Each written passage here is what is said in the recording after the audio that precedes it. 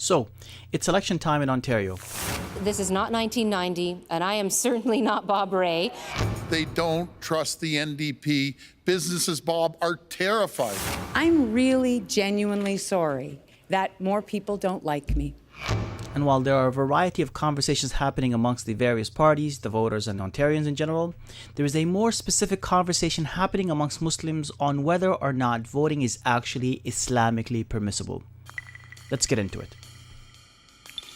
From the Islamic Institute of Toronto, you're listening to the IIT Podcast Hour.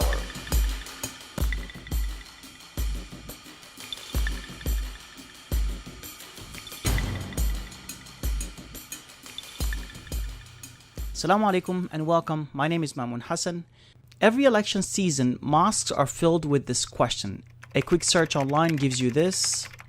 It's okay to endorse a candidate who has views that are different from your views if it's for a greater good, but it's not okay to endorse his views. The view that says that voting in a secular democratic system, in a system that will not implement Islam, that does not implement Islam, to vote for anybody to become a legislator in such a system is something that Islam forbids. And honestly, if we vote for this, we are participating, we are supporting in these heinous crimes. That is a bold statement, yes. And like Voting. I mean, I have a real problem with voting personally, but I was like against voting before I became Muslim. And the Muslims there know that if they vote or do not vote, this would not change a thing because they are so minimum in their number and they have no impact on the voting system. In this case, it is prohibited for them to vote. Okay, so there's a halal view, there is a conditional view, and there is a haram view. Confusing, right? Let's get some answers. My name is Mohammad Fadel. I teach law at the University of Toronto Faculty of Law. Dr. Mohammad Fadel is an associate professor and Toronto Research Chair for the Law and Economics of Islamic Law at the University of Toronto Faculty of Law. Okay, Dr. Fadel, what do you think of the ideas or the arguments that democracy is impermissible in Islam or it is almost shirk? I mean, I hear these kinds of arguments. I don't know what exactly to make of them because they're kind of, for lack of a better term, they don't seem to have any basis in reality. They're fantasies. It's the only way I can put it. But it's a kind of fantasy, I think, that can be seductive to people because it sounds, at first glance, correct. Well, if you're a Muslim and you believe in God, then you should follow God's law. Then where's this place in democracy for making human beings in charge of law? I mean, that's sort of the argument, right? Okay, so what's the answer to this argument? Now, what these people are trying to say is that a legitimate government is that government whose rules are formed through simply application of divine law, that they don't claim for themselves the right to make law for their own affairs. Okay? Now, I think the problem with this is that it completely misunderstands the nature of Islamic law, right? So Islamic law does not cover everything, right? There are certain basic things that are part of Islamic law, but there are a lot of things that Islamic law does not cover, okay? And so what do we do about all those things, right? What are the examples? Okay, like for example, what kind of rules are we going to use to govern traffic? What kind of rules are we going to use to govern, access to organ donations? Are we going to allow organ donations in the first place? I mean, almost everything that you can think of, right, in your daily life is governed by rules for which there's no rule from Revelation, right? Okay, and so that's one problem. But even more fundamentally, how do we choose our own leaders, right? Even if we knew with 100% certainty, right, what the content of divine law was for every single case, which we don't, right? But if we did, how would we choose who would be our rulers, right? how would we choose who would be our judges, right? We would have to have some kind of rule, at a minimum, telling us who those people are, right?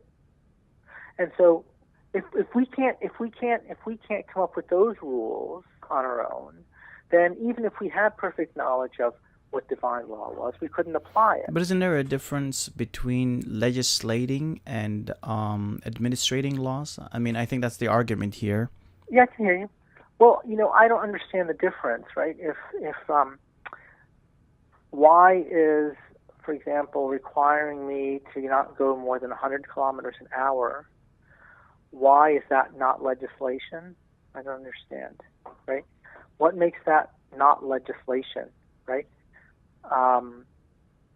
As opposed to, I guess, having elections every 4 years, if that's legislation.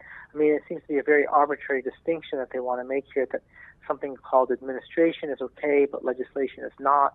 I mean, it's not a very tenable, it's not a very clear distinction. In a case of a Muslim society, right, that organizes its affairs through democratic procedures, right, the values of Islam are going to identify the basic laws of that society, right? And so those basic laws aren't going to be subject to democratic voting.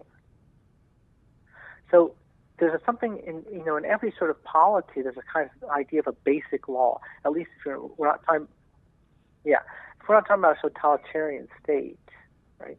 There's a higher law, a basic law that exists sort of above the ordinary rulemaking activities of the legislature, right? The legislature only exercises power within the scope delegated to it by the basic law, right?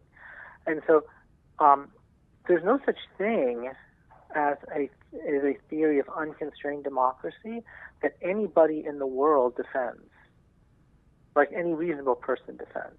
So every kind of liberal democracy, for example, has standards that limit the power of the people to make laws, right? So the Canadian Parliament cannot make a law tomorrow putting Mohammad Fadel to death, okay? Does that mean it's not democratic? I mean, some people might say it's a paradox of democracy, that constitutions are a paradox from the perspective of democracy because it limits the power of the people. But, from our perspective, it's because democracy is only operational when it's under the protection of a higher law, right? And in the case of Islam, in the case of Muslims, that's the Sharia, right? So the Sharia forms our basic law, right? It sets certain boundaries of what a Muslim community can and cannot do, right? But those boundaries are just boundaries. It doesn't tell you what to do inside these boundaries, right? So you have a certain domain of freedom, and you have to have some sort of means of deciding how you are going to exercise your collective freedom, right? So are we going to do it through democratic deliberative means, or are we going to do it through the barrel of a gun, right? I mean, that's really the bottom line. What you're speaking about here is a democracy in a Muslim society. How about us living in the West? We participate as citizens, and we try to use our best to determine what the public good is, and we strive to achieve it. I think that's basically our role. But what if those whom we have voted in legislate laws that are anti-Islamic? I mean, what if they make the example of alcohol and other laws that are un-Islamic are present? We're not under an obligation to impose Islamic law here on people, number one. Number two, right, nobody is forcing us to drink alcohol. I mean, that would be a different thing. If they're making laws that are forcing people to buy alcohol or to drink alcohol, right, that would be a big problem. But it's not, right? So, again, I don't see this as a big problem. Dr. Fadel, it was a pleasure speaking to you. Thank you so much for speaking to us. Okay. Thank you. So, we've reached the end of this podcast, folks. The IT Podcast Hour is produced by the Islamic Institute of Toronto Media Team. That is Tahmid Shadman, Muhammad Yassin, Hussam Al-Akbari, and myself. For more of our podcasts, please visit our website, islam.ca, and subscribe through Apple iTunes, Podcast Addict. From all of us here at the Islamic School of Toronto, my name is Mamoon Hassan, and see you soon. Assalamu alaikum.